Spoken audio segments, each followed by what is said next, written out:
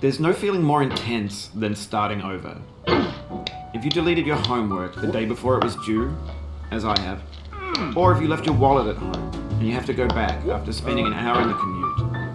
If you won some money at the casino and then put all your winnings on red but it came up black. If you got your best shirt dry cleaned before a wedding and then immediately dropped food on it. If you won an argument with a friend and then later discovered that they just returned to their original view. Starting over is harder than starting up. If you're not ready for that, like if you've already had a bad day, then what you're about to go through might be too much. Feel free to go away and come back. I'll be here. Alright, thanks for coming with me on this trip. I'll understand if you have to take a break at any point. Just find a safe place to stop and quit the game. And don't worry, I'll save your progress, always. Even your mistakes. This game is a homage to a free game that came out in 2002, titled Sexy Hiking.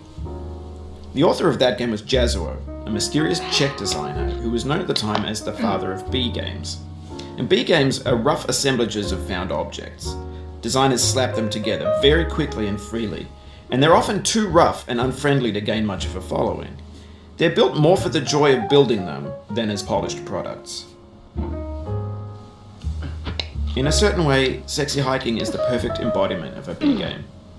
It's built almost entirely out of found and recycled parts, and it's one of the most unusual and unfriendly games of its time. In it, your task is simply to drag yourself up a mountain with a hammer. And that act of climbing, in the digital world or in real life, has certain essential properties that give the game its flavor. No amount of forward progress is guaranteed. Some cliffs are too sheer or too slippery. And the player is constantly, unremittingly in danger of falling and losing everything. Anyway, when you start Sexy Hiking, you're standing next to this dead tree that blocks the way to the entire rest of the game. It might take you an hour to get over that tree, and a lot of people never got past it. You prod and you poke at it, exploring the limits of your reach and your strength, trying to find a way up and over. And there's a sense of truth in that lack of compromise. Most obstacles in video game worlds are fake.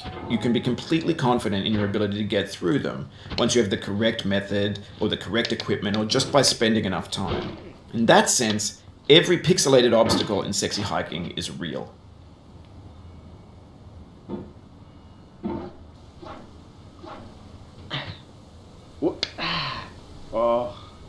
Oh, you just lost a lot of progress. That's a deep frustration, a real punch in the gut.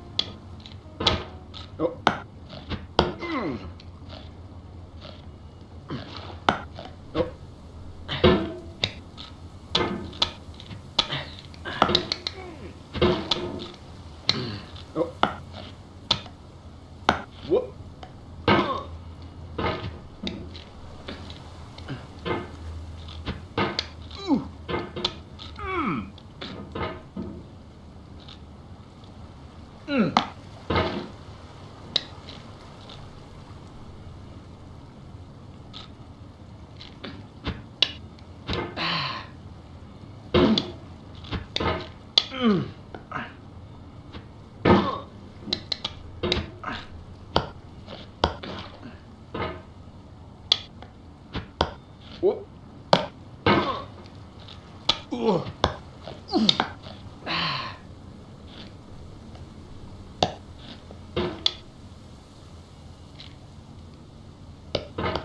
Whoop.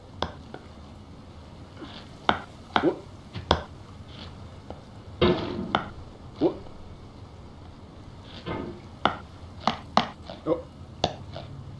Oh.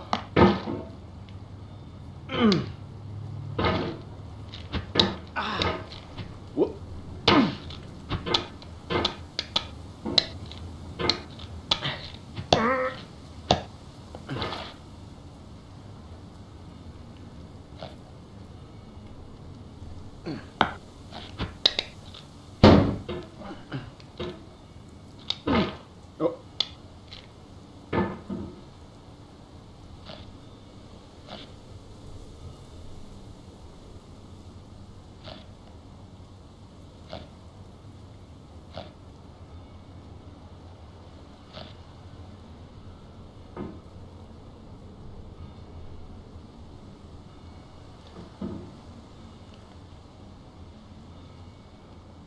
Whoop.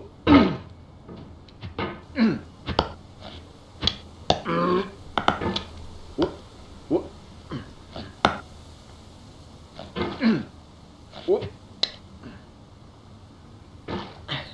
Whoop. Whoop. Whoop.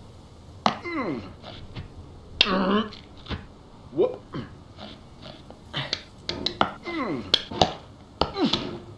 Whoop. Oof, sorry about that.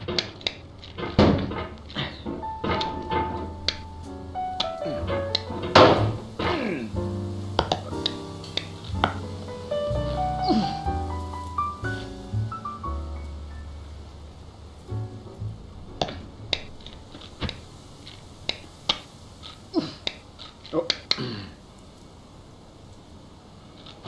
Whoop.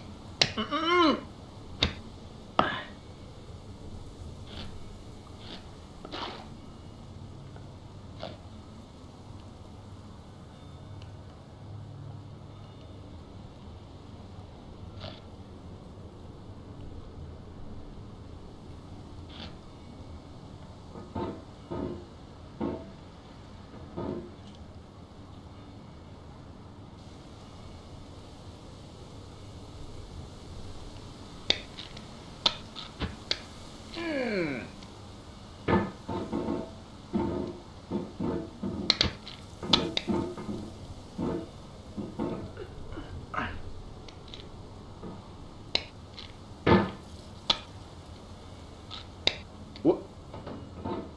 Whoop.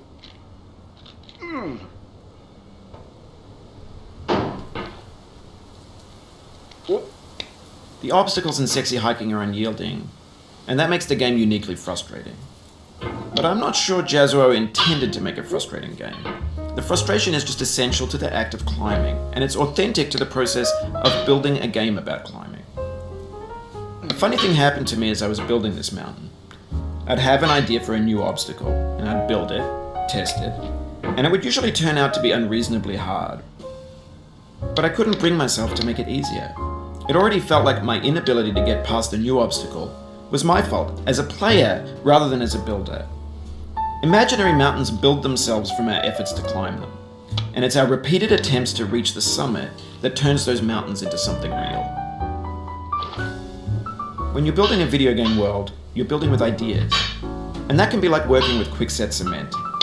You mold your ideas into a certain shape that can be played with, and in the process of playing with them, they begin to harden and set until they're immutable, like rock.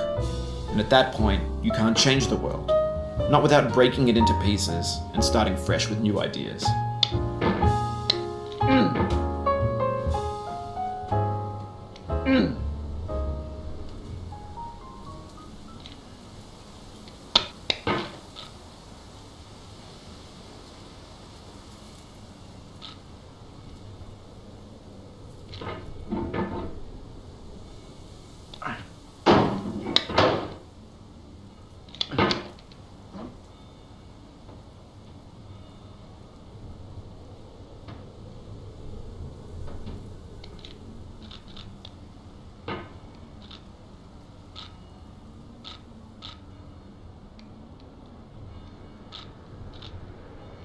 Ugh.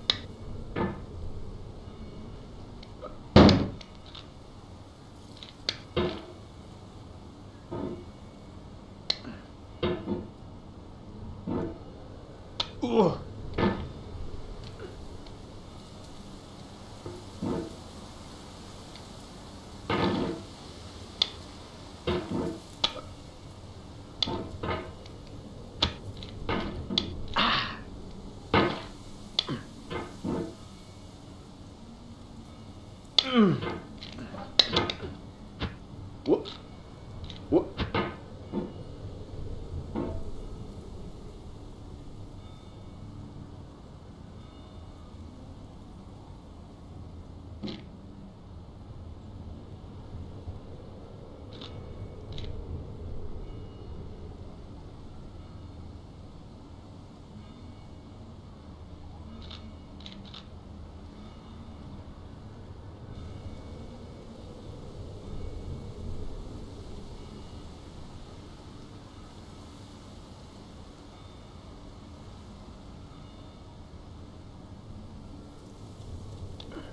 For years now, people have been predicting that games would soon be made out of prefabricated objects, bought in a store and assembled into a world.